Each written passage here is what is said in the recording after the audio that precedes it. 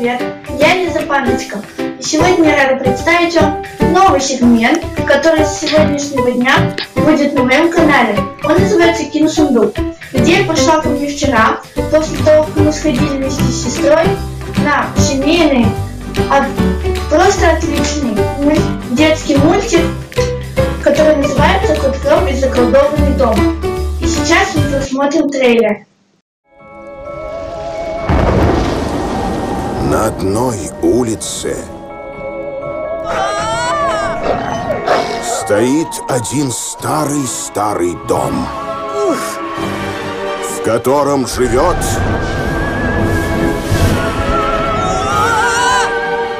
магия. Кто это тут у нас? Как же нам тебя называть? О, идея! Громом! А это твоя новая семья. Этот кот скоро поймет, Это дом с фокусами. что не каждое место может стать домом. Пожалуйста, вы не понимаете, я заблудился. А это не наши проблемы. Кот Гром искал новый дом, а нашел дружбу, волшебство и приключения.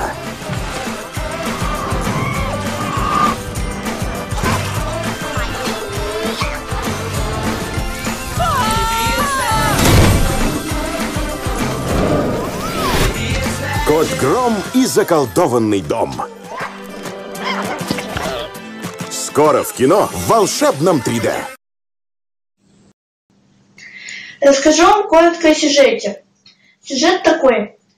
Рыжего бездомного, домашнего раньше кота выкинули на улицу.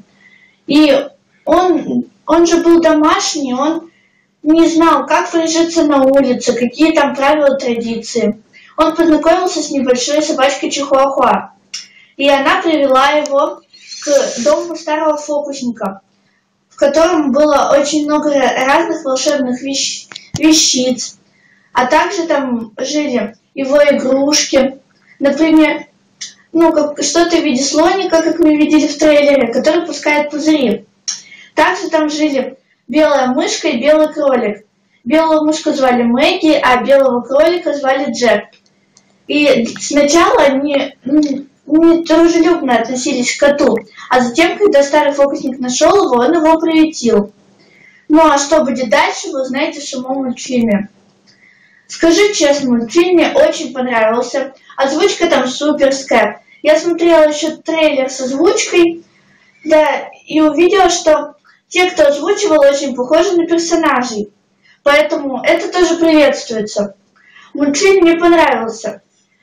Так как мы ходили на него с сестрой, он такой добрый, душевный, показывает, что все звери должны дружить. Вот мышка, например, она сначала дружила только с кроликом Джеком, и Джеку все потакали. Потом,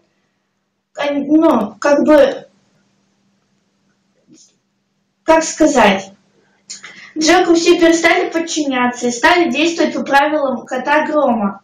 Его, кстати, фокусник назвал Гром, потому что он очень боится грома. И еще мышка с Джеком сначала хотели выгнать кота, но потом, когда злой племянник фокусника Дэниел хотел продать дом за спиной фокусника, пока он находился в больнице, звери начали, не только звери, душки тоже, начали способствовать тому, чтобы никто из покупателей не захотел покупать дом. И в трейлере даже были показаны некоторые забавные моменты.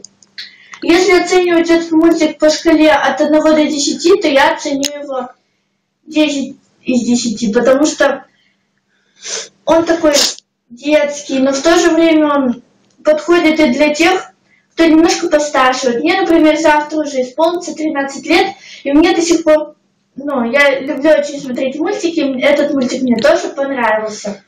Я советую вам на него сходить. Берите с собой своих братьев, сестер, племянников. Даже берите с собой родителей, бабушек, дедушек.